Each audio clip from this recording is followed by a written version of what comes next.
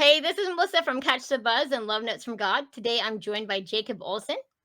Hello, And how's it going? great. So glad to have you here today. And he is the husband of my husband's cousin, if you follow that. And the book that he's written is Will You Still Love Him? And then also there's another little side thing that he's done as well with some music. And you want to briefly tell us about what's happened with that song that you've done about Charlie Kirk, right? Yep. Okay, so first I'll start off with how I kind of got into writing. A couple years ago, just some traumatic stuff happened, and I ended up going and doing something away from my family, and ended up really enjoy reading and writing, which I never thought I would do. Growing up, I hated reading. I liked sports. Um, I liked to be outside, hunting, fishing, all that stuff. I didn't like to sit down. My mind raced. So, but something I did ended up having to um, force me to do this kind of stuff. So I did, and it led me to writing a book, and then it got me to writing a song. So what ended up happening is I was obviously, I'm from Utah. I was supposed to be at the event that Charlie Kirk was shot at. I had tickets. I was actually planning to go. I wasn't able to go because someone couldn't cover me from work. So I ended up uh, going to I had to go to Pocatello the next day because I was getting a tooth fixed, because that's where my wife's family is from, and that's where it's cheaper dentistry. So I had to go up there. So, but on the way there, I had this nagging feeling, just like I had, because I was like in tears because this just has happened a few days prior. I mean, like a few hours prior, and I just was sick to my stomach. And then about halfway at a place called Swan Lake, it's about 20 minutes north of Swan Lake or Preston, Idaho, and I just had this. Turned off to the side of um, the highway, and it just started. Hey, just started writing. Pulled out my notes app and just started writing from that. And just started. It took me about 20 minutes to go through. It was just like literally just flowed right through. I drove up to. I drove up there. I have a software, a recording software called Suno AI. It does use that. I sang it. I went through it, and I also put the music to it, the one I want, with what I want, and I called it Charlie's Dream, and it absolutely, I wasn't expecting it. And at this time on Facebook, I had very few followers. I had 600. Normally, I had like 3,000 like friends because I am in the sales industry. So I had that, but then I switched to a monetized version to see if I could do something with social media because I really enjoy doing that and helping people. That's kind of my main purpose. And then I made a slideshow and shared it with some people with a song called Charlie's Dream. And that's kind of why I I created it. I wanted to be able to help people. But then my wife said, just, hey, she saw it and said, hey, you should share that. So I did it. I cross shared it from Instagram to Facebook. Woke up the next morning, my phone hadn't charged, so I thought that was weird. Apparently it buzzed. Apparently it buzzed all night because people were messaging me, people were commenting on it, people were sharing it. As of right now, that one video has 2.4 million views. It has 100,000 shares, or something. I think it has, or something like that. A lot of shares. It has what else does it have?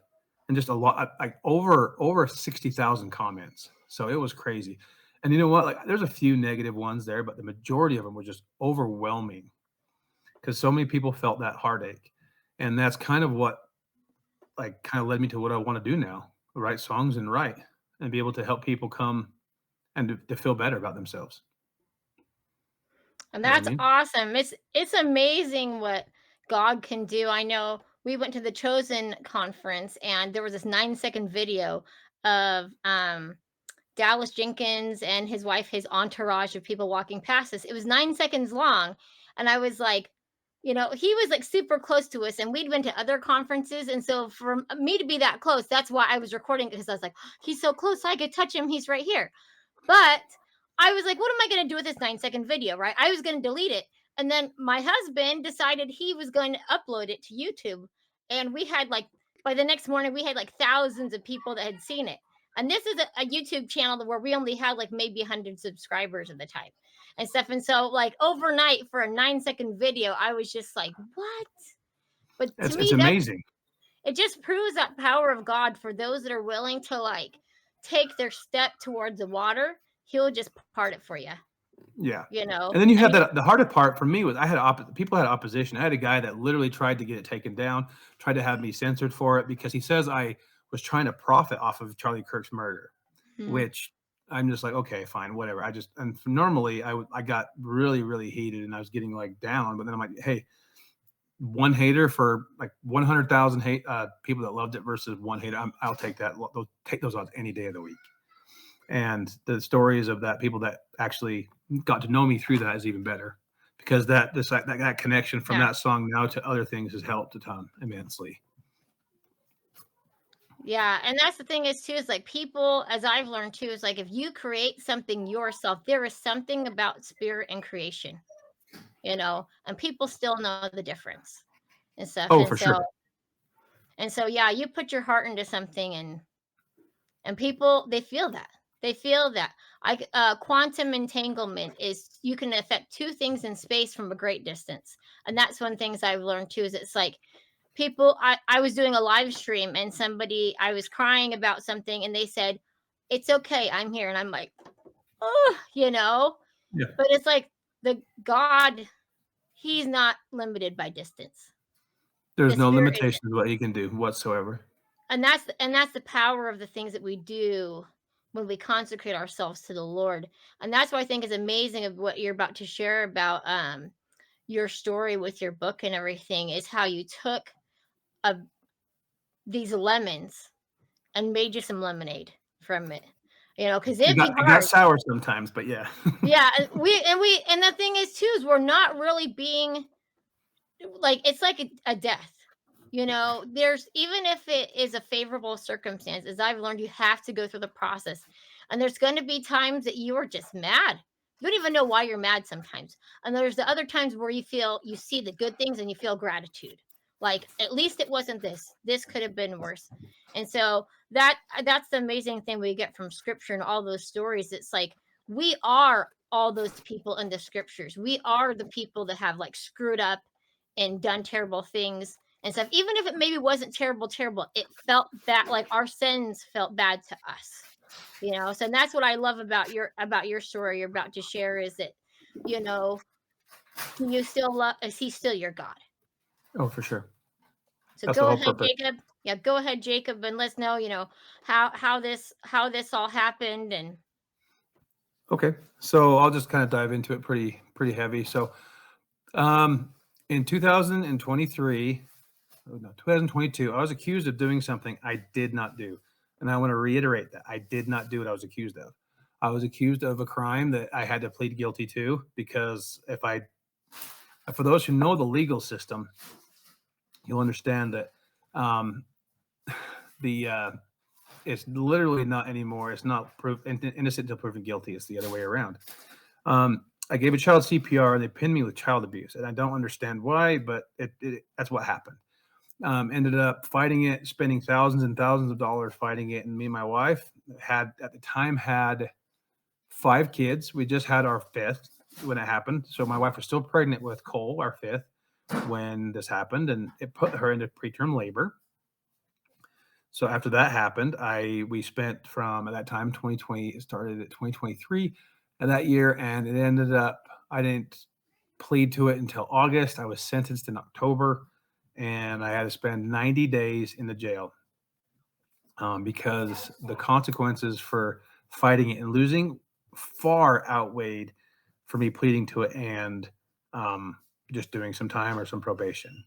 So my wife and I discussed it, prayed about it, decided that we wanted to just say, hey, we just kind of wave the white flag, say, hey, we can't do this because if I lost, I'd have went to prison for 10 plus years, which I'm not willing to do. Like by the time my youngest would have been 10 years old and my other kids would have been already, my oldest would have been at the time would be 20 years old. The other ones would have been like, I missed their entire high school life. And I wasn't willing to do that. So I pled to it and they gave me 90 days. And what ended up happening was halfway through, I was really struggling, and it's in the book. I was really struggling, and the whole purpose of Will You Still Love Him is about trials in your life, and it's each chapter is about one specific trial I encountered in my life that one was harder than the other.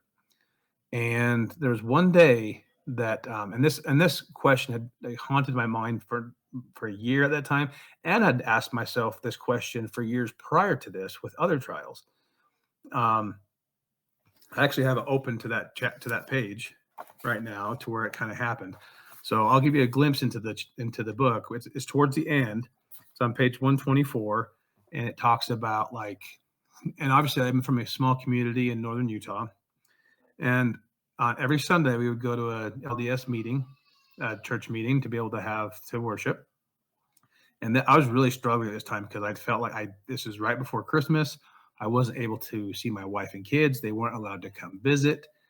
All of these things that were just compounding and just making me depressed. And I was like, kind of like, why are you are you still there? Are you hearing me? Because I still prayed every night, but I felt like I was left behind because now I'm just in a cell for something I didn't do.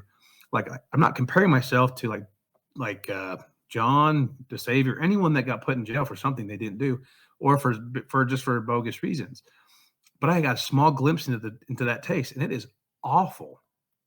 But getting back to that, to where we were in that meeting, and luck have it, we had my ex-girlfriend's father-in-law was the one teaching the class. So he was there, and his name is Mr. Lindsay. And if you hear this, Mr. Lindsay, you're the man. But he was teaching the class, and I was kind of in and out of the lesson. I didn't remember what the lesson was about, but I remember he talked about it, and he just says, and this part just says, Mr. Lindsay, who happened to be my ex-girlfriend's father-in-law, was teaching, and I was kind of half listening when he said what I had been thinking about for some time. He said, I know you guys are going through hard times, and eventually you'll be released and you're on your way, but get back to your life and get your life back on track. After all this is said and done, though, after all the trials and hardships you have endured, ask yourself this one final question. Will you still love him? Because he will always love you in return. My eyes filled with tears, and right then and there, I knew my answer from God had came. And from that moment on, like it literally was like a lightning bolt to my brain. I've got to write a book about this, about my past life, and it's going to help people. And then it started off because basically the start of it was the first chapter talks about being teased for being a bigger person, growing up and just absolutely be relentlessly teased and not seeing the silver lining behind things, that in the future I'm going to become a good athlete. I'm going to be good at sports, other things. And, but it was painful as a young kid, and it still can be painful as an adult. But at that time I didn't know how to handle it. But then the next trial came. Next trial was my dad to get cancer. And the cancer came back 3 times. The first time he got it when I was 9 years old, I was 11 years old, and then I was 13. The last time, then he passed away. And that was the next trial, him passing away. And the whole book, basically, the whole thing is like one arrow after another, one arrow right after another. It's like, oh my gosh, I'm dodging here. But then I get to the point to where, like it's hard not, and I tell people this, they don't believe me, but I tell you right now, losing my dad was easier, 10,000 times easier than going to jail for something I didn't do. I would do that 20 times over if I ever had to know I go to jail again. I'll give you an example of how like I'm never going back, because we had a cop show up to our house looking for someone else, but I thought they were looking for me. Oh gosh. So I ran out the back door, jumped my fence, which is Oh, no. 8 feet tall, and I cleared it with no problem. Put my hand on it, and I farmer jumped over the whole thing. And that's the kind of fear it put in me. Wow. However, it's a lot of things have changed about that, but that kind of what that whole experience kind of toughened me up to get to where that point. Because if I didn't go through the things I went through prior to going to jail or doing that, I would not. There's been not a single way I could have gone through that at all. I probably would have ended my life in jail, because it is being in an 8x8 cell. For the first 2 weeks, I was in an 8x8 cell for 24 hours a day. That was, if you are not mentally tough, I don't even, like these people who say they can do 6 months standing on their head. They must have some mental focus I have no idea existed, because there's no way in God's green earth I could have done that.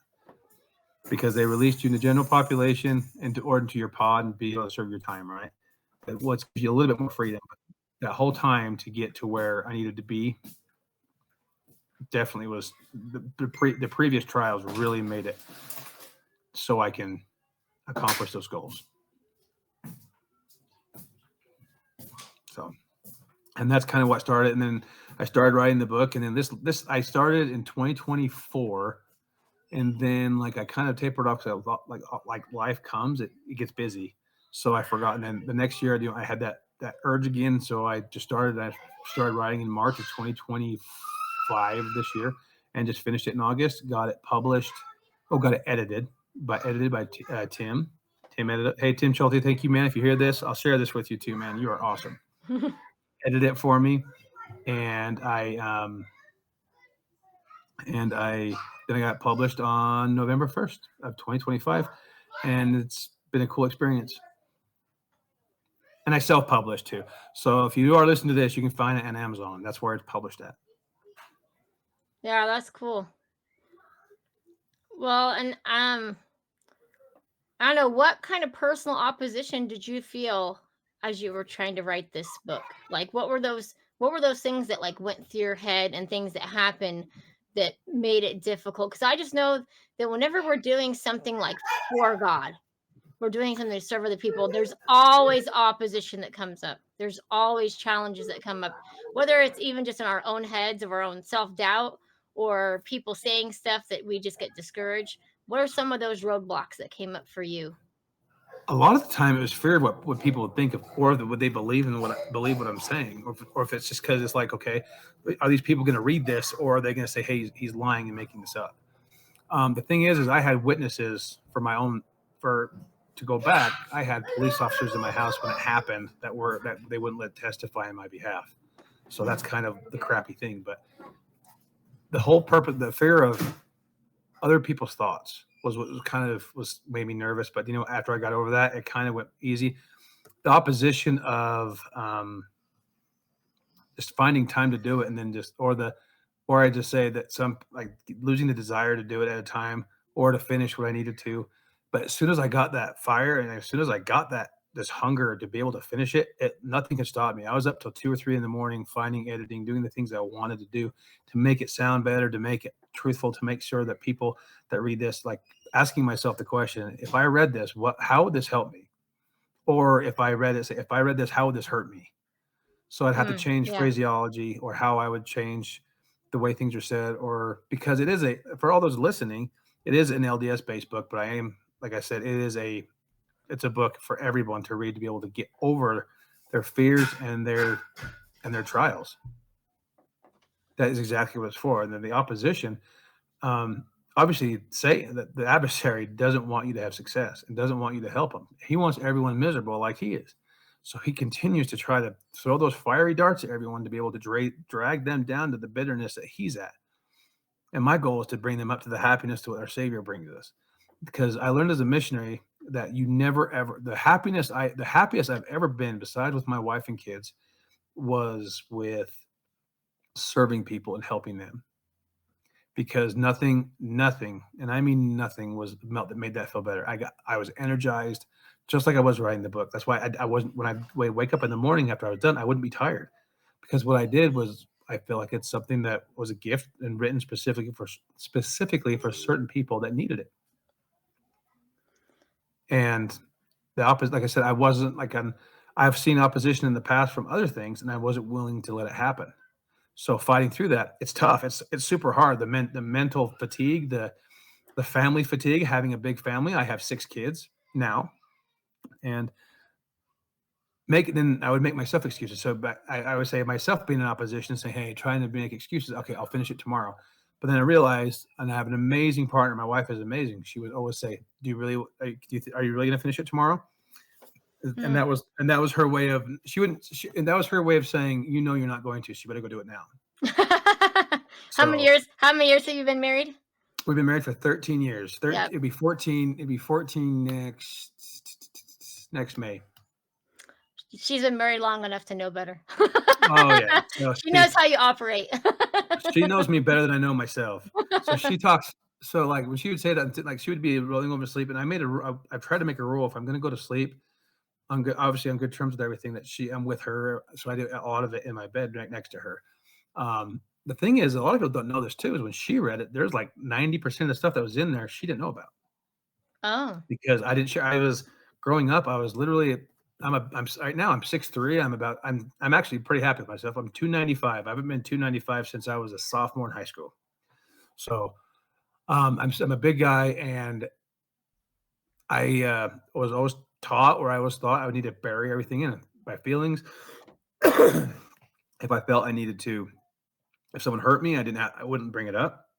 If I was hurting, I would just push it down, just like push till it's gone, push till it's gone, and then I never shared those things with people. Like when I was growing up, I shared with actually one of my favorite teachers ever. She is my favorite teacher. Her name is Miss Renee Nichols. She was my fourth grade and my kindergarten teacher. There was times in my fourth grade I was tormented. I hate it. Like, and I sometimes kids are vicious to other kids, and I will not accept it. That's why with my own children, if I found out that I would not, there'd be zero tolerance for teasing, ridiculing, or doing anything to any kid, no matter what the cost was, even if they're doing it to you. No, absolutely nothing back. Now I told them they can fight back if something happens, but absolutely no tormenting. Yeah. But like I wanted to off myself. I wanted to be done. But if it wasn't for her, it probably would have happened because she was such an amazing teacher, and that she wanted to be able to help me, and she did. And her son Art, his name is Artie, or Arden Nichols. He was a really good one of my really good friends growing up, and he still is. And I see there's like just those influences I had in my own life with her and other people. You see the positives, like God literally he sends little blessings or little graces here and there when you're going through major problems. Just like being in jail, and then all of a sudden, a guy that your ex girlfriend's father-in-law is teaching the lesson, and you're just trying to hide so he can't see you. Um, and but right now, I think the whole thing to talk about opposition.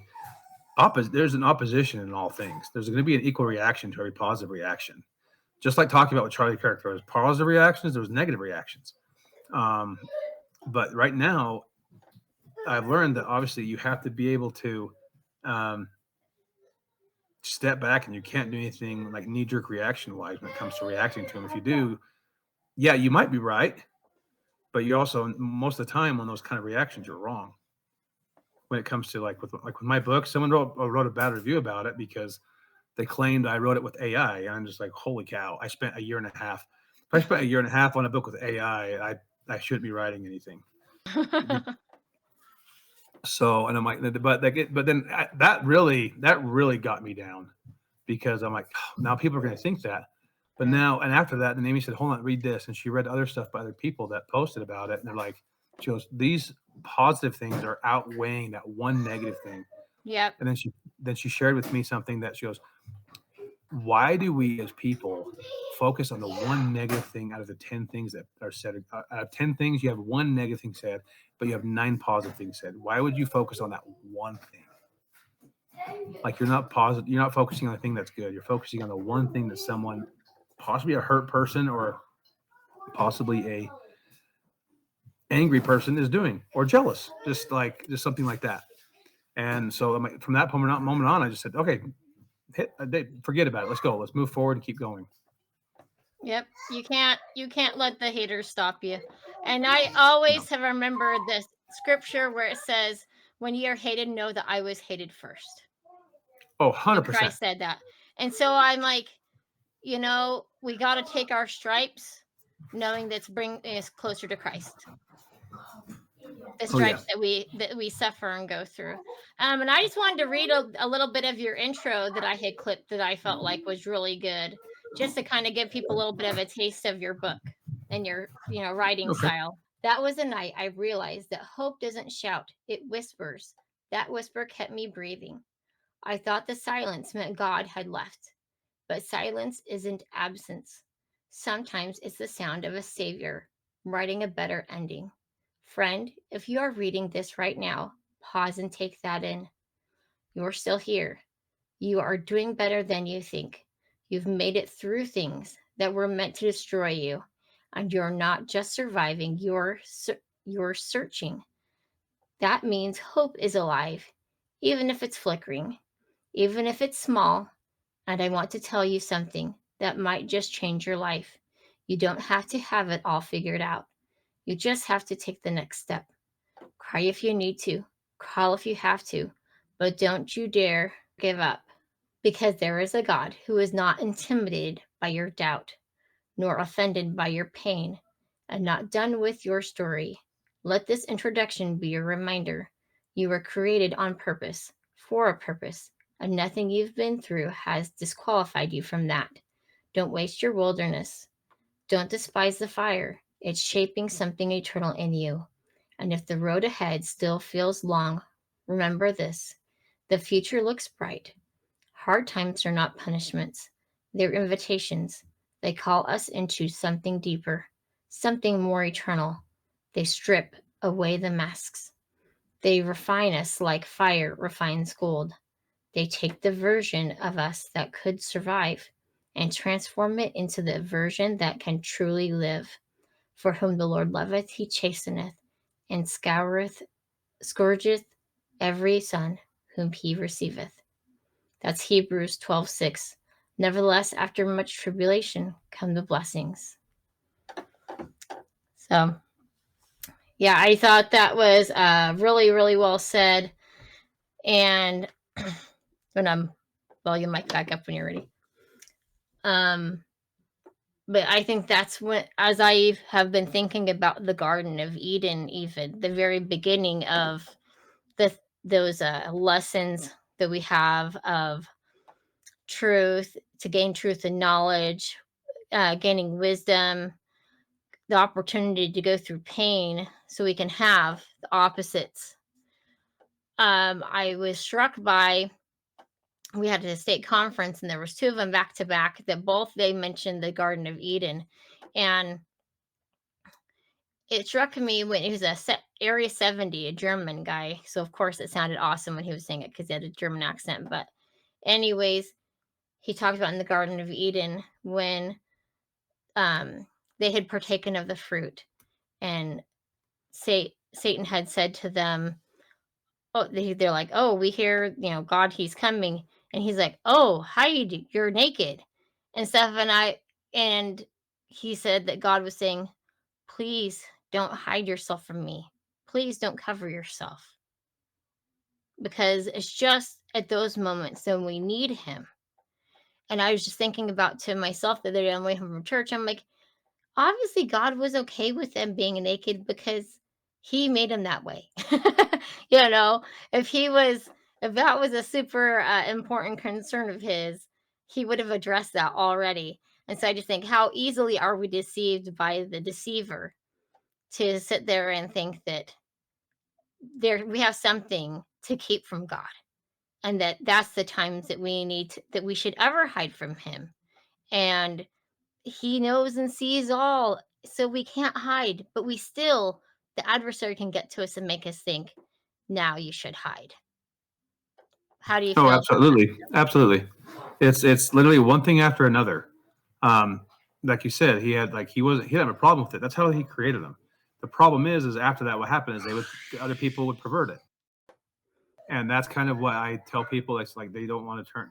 He will take the most precious thing and turn it into. The men will pervert that kind of stuff. That's why he didn't have a problem with it. But when you leave the garden, clothe them with the thing so they don't do that. He gives you tools for a reason. Like he gives us scriptures to be able to accomplish the goals we have. He's given us families to be able to help us through hard times. Like right now, I thought that whole trial I went through would have literally ended my marriage. I thought it would have. Hold on a second. I thought it would have ended my marriage. I thought it would have destroyed my family, and I probably would have ended up alone. However, I was blessed with a rock star of a wife who absolutely stood by me, held down the fort when I was gone. And on my social media account on TikTok, there's actually a video of me coming home that day, and it's one of the sweetest one of the sweetest videos because my kids didn't know I was coming home. I've been gone for technically it was 89 days because I already served one day prior. So it wasn't that I came home and they didn't know I was coming home. And I came home and they jumped me crazy. It was awesome. I walked through the door and Emma saw me. She was in her basketball jersey, ready to go to a game. And it was Jex's birthday. At the time, he was 5 at the time. So he just turned 5 that day on his 5th birthday. And they all jumped on me, and it was a great day. And then I was worried that Cole, at the time, he was a baby. I didn't think he'd remember me. Oh, he'd remembered me. All right. It was awesome. That was one of my biggest fears. But he came right to Dad and never wanted to leave. And that was a great reunion. But having a super, excuse me, having a rock star wife like I have, she had literally held down the fort. I don't know. I'm so blessed to have her. And the hardest part for me about the time I was in jail from October 17th to January 14th. So I got to miss everything. Halloween, November. So Halloween, then you got Thanksgiving, then you got my wife's birthday, which is the 13th of December. Then you have happy early birthday, babe, by the way, if you see this. So, and then Christmas, my favorite day, one of my favorite days of the year, New Year's Day. And then I missed then I got released on January 14th, Jex's birthday. So I missed all of that. But the coolest part is my wife and kids waited for me to have Christmas. So 3 weeks after Christmas, we had it because they said Christmas isn't like it without Dad. So they allowed me they kept everything, presents were up. The Christmas was still up, came home and had Christmas when I got home. It was awesome. It was so sweet. And literally it felt like a Hallmark movie to our coming home to a family that just, and like I actually wrote a song that goes with the book that's called "Will You Still Love Him." It's the same thing. Basically the first verse talks about my mom telling us Dad died, and the second verse talks about going to jail. And why I say that is because literally that feeling of music has helped me get through this whole thing. Because while I was in there, I was able to listen to music. That's probably why I enjoy writing so much right now. And I know I kind of went on a little squirrel moment, but no, that's kind of what we were talking about. This God puts tools, and He knows what He's doing. The hardest part is sometimes, like the Bible teaches us, He won't try us more than we can handle. Sometimes He thinks I'm stronger than I am. Well, you don't But find out until you get tried. No test, no absolutely. testimony. Oh, 100%. And like, there's certain things, like I said, there's things worse than death that people don't know about. Betrayal, lies, a lot of things that hurt worse than death. Because with my testimony with death I will see my dad again. I'll see people that I didn't know before again, just because, not again, but I'll see them that I didn't know. But like my ancestors that I have a very strong relationship with, like my great grandma Emma Snow, who my oldest daughter's named after. Or my grandpa Frank, who passed away when I was a missionary in the missionary training center. He's my youngest. His name is Frank. He's named after him. And just like I said, these things he's given so much. Like I talked about before, we focused on the one bad thing. Yeah, the bad thing going to jail sucked, but so many other things he's blessed me with what I have far outweighs what I went through. But at the time, these mountains that you see end up literally being hills, and the mountains of blessings that come with you are way outweigh those negative things. Yeah, and that's the thing is like if you keep going and you don't find out until you get there. Like they say, like hindsight is 2020, but um I just know that as you've kind of mentioned there too, is it's like, God has a mission for each one of us. And so it's our challenge to find out what that is. And, you know, for me, try to consecrate your life as much as possible to let his will become your will, and that you just want to do the will of your father.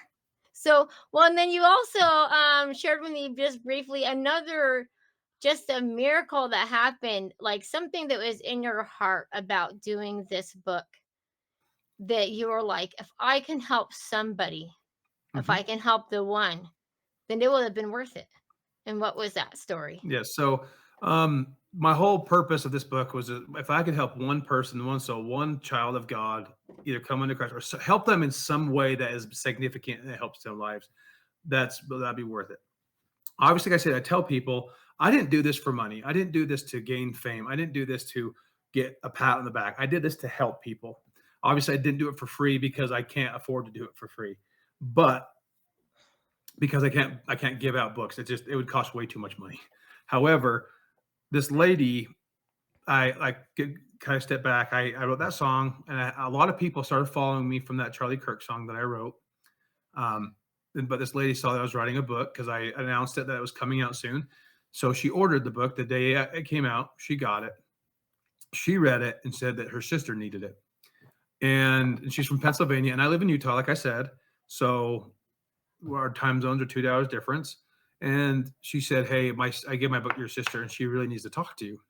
And I'm like, "Okay, am I in trouble?" So when someone said, I'm like, the whole purpose for that is I was like, "Oh well, when someone needs to talk to me, they're either in trouble or they want something." So so I'm like, "Am I in trouble? No. Does she want something? No. She just needs to talk to you." I'm like, "Okay, am I? Let me ask you one last time. Am I in trouble?" And she goes, "No." So I gave her my phone number, and then she said she'll be calling from this area code. FaceTime me and said, "Hey, I need to talk to you really quick." And I said, "Okay, so what's going on?" She goes, "Well, my sister gave me your book, and I read it, and I got to tell you what happened." And I said, "Okay." So she got it. She said she read it on Monday, and on Tuesday she gave it to me. So, but I hadn't read it on Tuesday. On Wednesday, I read the book. On Wednesday, I decided to not do something. So on that, she said the previous Sunday, I decided I was going to take my life. I was done. I was depressed. I was going to end my life, and I was kind of I was blown away by what she said. She goes, "Okay," and I was kind of like anticipating, like, "Okay, what was obviously she didn't." So I'm like, "So what's going on?" She goes, "Well, on Thursday," and she takes a piece of I act like the book's a piece of paper. Take a piece of paper. She holds it up. It was her suicide note.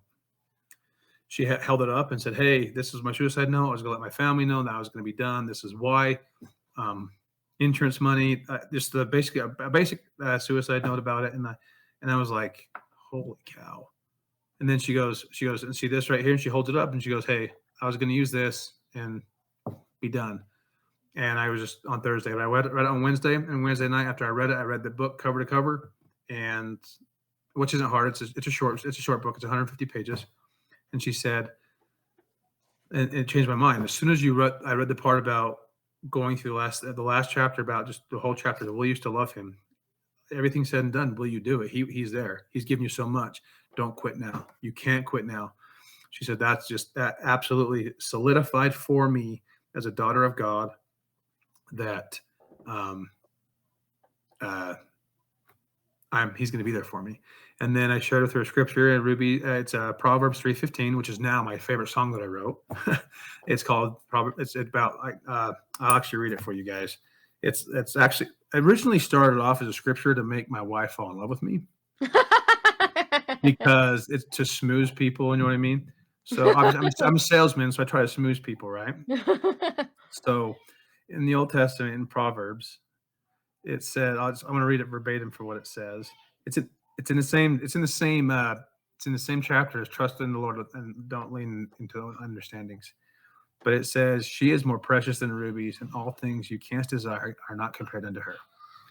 And I just said, that's what Heavenly Father says about our daughters in heaven. They're worth more than anything. They're next to divinity. They're the ones that bring life into this world that cause it to happen. And she said, I'm like, "You've got to realize that." And I said, "Can you please do me a favor now?" She goes, "What?" "I want you to send me that bullet. I want you to send it to my P.O. box." She sent it to me. So this is that, you guys, this is the bullet she was going to use.